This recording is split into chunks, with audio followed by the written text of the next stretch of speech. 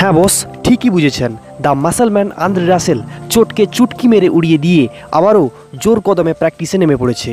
তো hello boss, আজকের এই স্পেশাল ভিডিওতে আমরা জানাবো আন্দ্রে রাসেলের ইনজুরি আপডেট সম্পর্কে।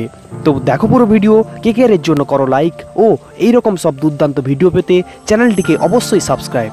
তো বস, যেরকমটা জানো, আমাদের আন্দ্রে রাসেল কাল নেটে ব্যাটিং প্র্যাকটিস করতে গিয়ে ফাস্ট বোলারের বাউন্সারের আঘাতে মাটিতে লুটিয়ে পড়েছিলেন, কিন্তু তার 24 ঘন্টা কাটতে না কাটতেই তিনি আবার প্র্যাকটিস করতে ফিরে আসেন। হ্যাঁ বস, তাকে আজ বিকেলের টাইমে দীনেশ কার্তিক, প্রসিদ্ধ কৃষ্ণার সঙ্গে জমিয়ে ব্যাটিং করতে দেখা যায়।